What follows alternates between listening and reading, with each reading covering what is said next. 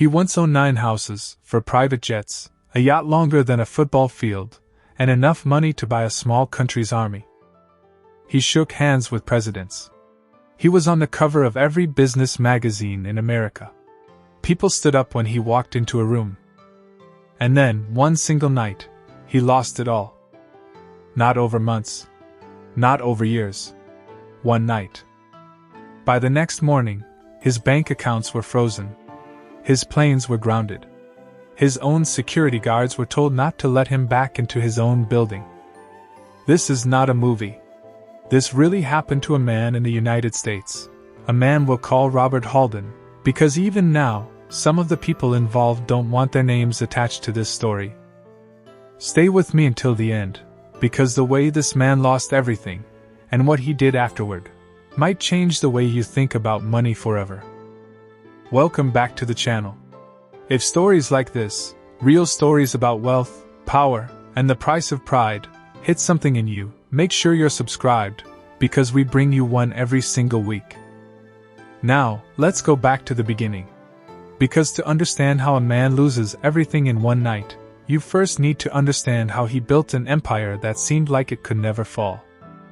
Here's the strange thing about this story. It's not really about bad luck. It's not about a stock market crash, or a pandemic, or a natural disaster. It's about a series of small decisions that felt smart at the time, that quietly built a trap. A trap so well hidden that even Robert Halden, a man surrounded by the best lawyers, the best accountants, and the best advisors money could buy, didn't see it coming until it was already too late. That's what makes this story so important. Because most people assume disasters like this happen to careless people. Reckless people. People who deserved it. Robert wasn't reckless. He was disciplined. He worked 18-hour days. He read every contract himself. He was, by almost every account, one of the sharpest businessmen of his generation. And yet, he still lost everything. In one night. So the real question this video is going to answer isn't just, what happened to him? It's this: if it can happen to a man this careful, this successful, this protected by wealth, could it happen to any of us? By the end of this video, you'll understand exactly what went wrong, why nobody around him stopped it, and most importantly, the lessons you can take from his fall and apply to your own life, whether you have $10 in your pocket or 10 million. Let's rewind the clock back to where it all started. Robert Halden grew up in a small town in the American Midwest. His father worked in a factory. His mother cleaned houses for extra income. Money was always tight, and Robert grew up watching his parents count coins at the kitchen table just to buy groceries for the week. He used to say that the moment that shaped his entire life happened when he was 11 years old. His family's car broke down, and they didn't have the money to fix it. His father had to walk 5 miles to work for 2 straight weeks. Robert never forgot the look on his father's face, a mixture of exhaustion and quiet shame. That night, young Robert made himself a promise: he would never let money control his family again. He started working at age 13, mowing lawns, then moved to washing cars, then to a part-time job at a hardware store where he became fascinated with how businesses actually made money. By the time he was in college, paid for through scholarships and loans, he had already started his first small business, a simple lawn care service that he grew into a company with 15 employees before he even graduated. That was just the beginning. In his late 20s, Robert noticed something most people were ignoring. Real estate in mid-sized American cities was undervalued. Everyone was chasing property in the big glamorous cities, but the smaller cities, with growing populations and shrinking supply, were sitting quietly, waiting for someone to notice. Robert noticed. He took every dollar he had saved, borrowed more from a small local bank that believed in him, and bought his first apartment building. Then another. Then another. Within 10 years, Robert Halden owned property across 12 American states. He had transformed a lawn-mowing teenager's hustle into a real estate empire worth hundreds of millions of dollars. But Robert didn't stop at real estate. He diversified. He invested in a chain of hotels. He bought into a growing tech startup that eventually became a major software company. He purchased a small airline. He even owned a professional sports team. By his mid-40s, Forbes magazine placed him among the wealthiest self-made men in America. His estimated net worth, $11 billion. He had done it. He had kept the promise he made to himself as an 11-year-old boy watching his father walk 5 miles to work. Or at least, that's what everyone believed. Here's what most people didn't know about Robert Haldan's empire. It wasn't built entirely on cash. It was built on leverage, a fancy financial word that simply means borrowed money. Almost every asset Robert owned, the hotels, the apartment buildings, the airline, the sports team, was financed through massive loans. He would use one asset as collateral to borrow money for the next investment. Then he'd use that new asset as collateral for the following one. It's a strategy that many wealthy business people use, and when it works beautifully. You can grow an empire far faster than if you only use your own cash. The problem is, it only works as long as 3 things stay true. First, the value of your assets keeps rising, or at least stays stable. Second, the banks and lenders keep trusting you and keep extending your credit. Third, you can always find new cash flow to cover your interest payments when they come due. For almost 20 years, all 3 of these things held steady for Robert Haldan. His properties kept increasing in value. Banks lined up to lend him money because his name alone was considered a safe bet.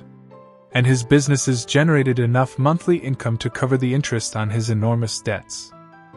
But behind the scenes, cracks were forming that nobody, not even Robert, fully understood the size of.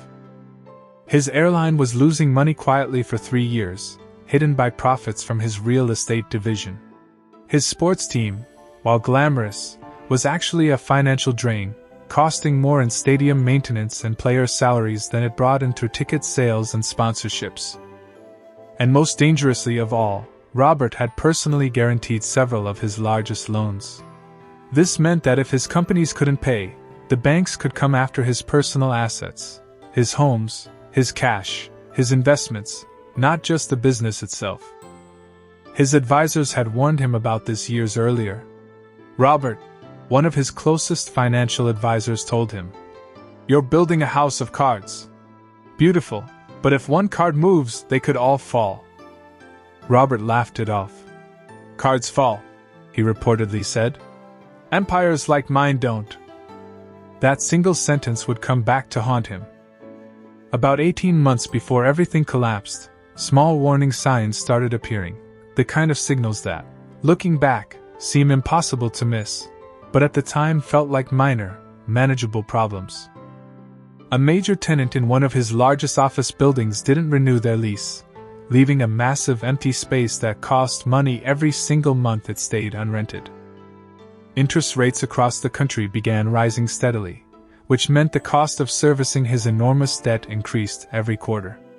What used to cost him $50 million a year in interest payments slowly crept towards $70 million, then $80 million. His airline, already struggling, was hit by rising fuel costs and had to ground several flights, refunding thousands of tickets and damaging its reputation. Individually, none of these problems were fatal. Robert had weathered storms before. But this time, they were happening at the same time, quietly stacking on top of each other like snow building on a roof before an avalanche. Robert's team held emergency meetings. Some advisors suggested selling off underperforming assets, cutting the sports team, offloading the airline, focusing purely on the profitable real estate division that had built his fortune in the first place. But Robert resisted. These weren't just businesses to him. The sports team had his name on the stadium. The airline had his father's old factory town as its headquarters, a tribute to where he came from. Selling them felt, to him, like admitting defeat. Like erasing the story he had spent 30 years building. So instead of cutting losses, Robert did something that many struggling business owners do when they're desperate to avoid facing reality. He borrowed even more money to cover the gaps, betting that things would turn around before the debt came due. It was a gamble. And gambles, by definition, can go either way. For a while, it seemed to work. A few strong quarters in his real estate division gave everyone false confidence. Robert began telling friends and reporters that the company was stronger than ever. He even purchased a new private jet during this period, a decision that, in hindsight, looked almost tragic. But behind the confident smile at press conferences, Robert's inner circle knew the truth. The company was now more fragile than it had ever been. One more major shock, just one, could bring the entire structure down. That shock arrived on a Tuesday night in early autumn. It started with a phone call at 9:47 p.m. Robert was at home, in the study of his largest estate, reviewing quarterly reports with a glass of water beside him. He never drank, a discipline he was proud of.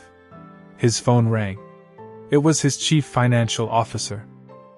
One of Robert's largest lenders, a major national bank that had financed nearly $2 billion of his real estate holdings, had just completed an emergency internal review of his loan portfolio. They had discovered that the actual value of several of his properties, used as collateral, had been significantly overestimated in recent appraisals. In plain language, the properties Robert used as security for his massive loans were worth far less than the bank had believed. And under the terms of his loan agreements, this triggered something called a margin call, a legal demand requiring Robert to immediately provide additional collateral or repay a significant portion of the loan within 24 hours. Robert needed roughly $400 million in additional collateral or cash. Immediately. He didn't have it in liquid form. Almost everything he owned was tied up in property, businesses, and other illiquid assets, meaning things that can't be quickly turned into cash without selling them at a steep discount, especially under time pressure. Robert spent the entire night on the phone. He called other banks, hoping to secure emergency bridge loans. He called wealthy friends and business partners, hoping someone could lend him the money privately. He called his lawyers, searching for any legal delay tactic that might buy him more time.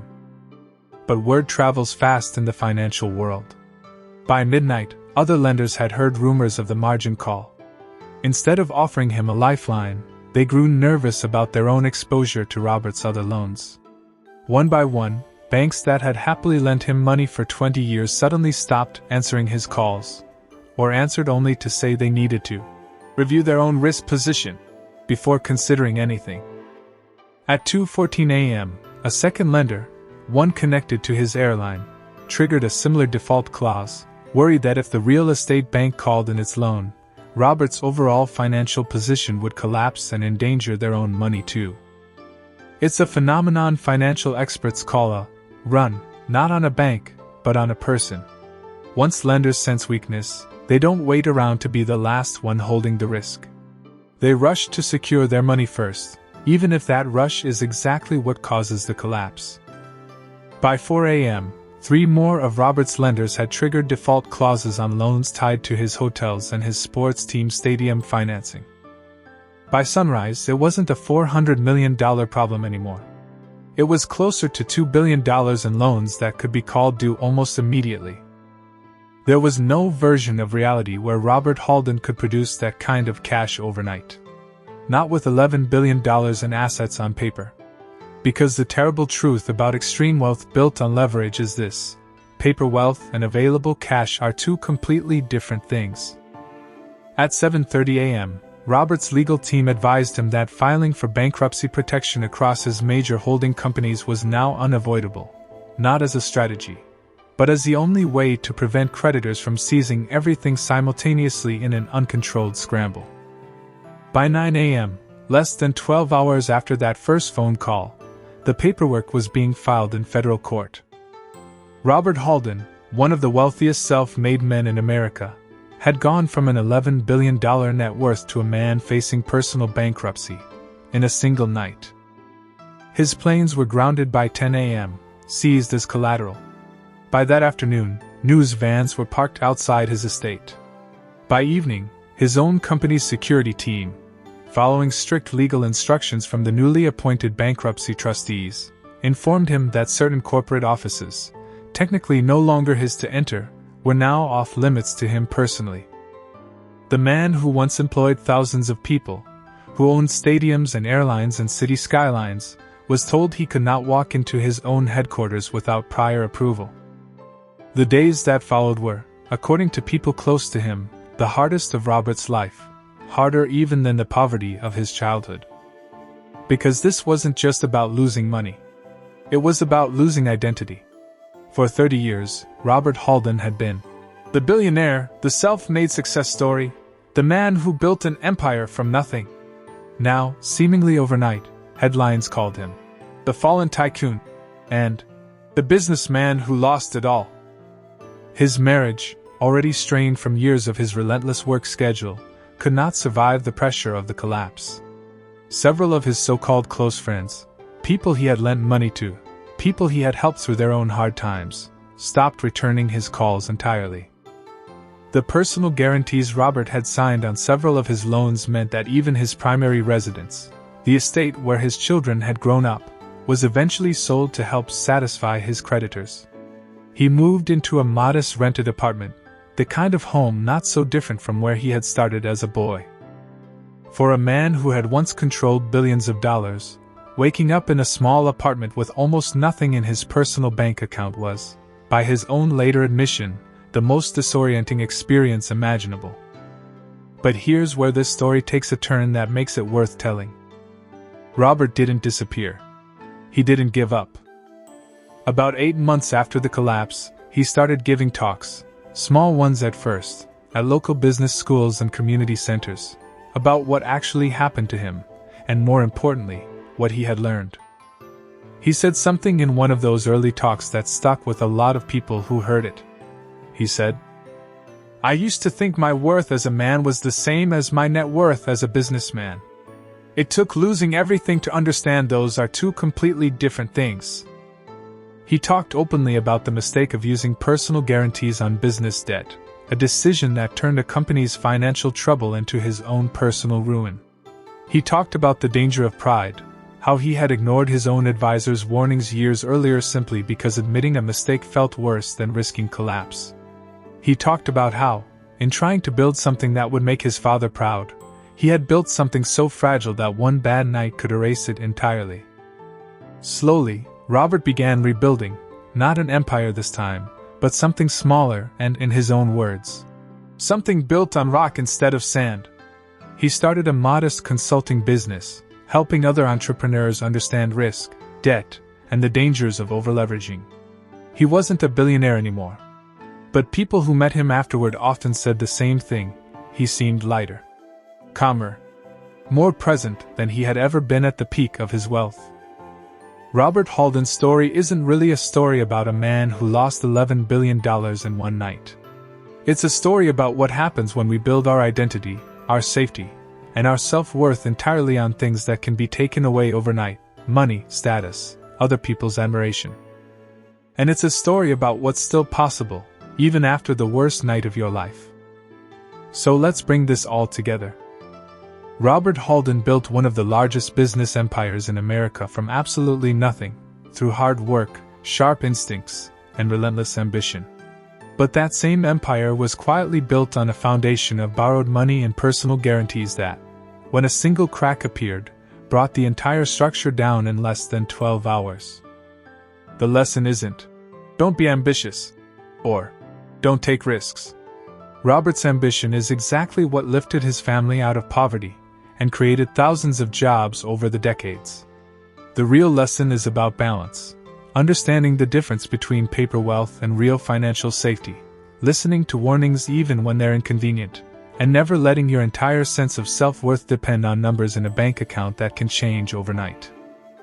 Whether you have $10 or $10 million, the same principle applies. Build your life on something steadier than money alone: your character, your relationships, your ability to adapt and rebuild. Because those are the things that no bank, no market crash, and no single bad night can ever take away from you. So there it is, the true story of how one of America's richest men lost everything in a single night, and more importantly, how he found his way back from it. To sum it up simply, real wealth isn't just what's in your bank account. It's your character, your ability to get back up, and the people who stay by your side when the money is gone.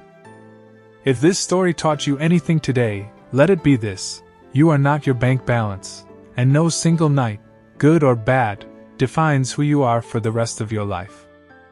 If you enjoyed this story, hit that subscribe button so you don't miss the next one. We share a new true story every single week about money, power, and the lessons hidden inside them. Thank you for watching, and I'll see you in the next video.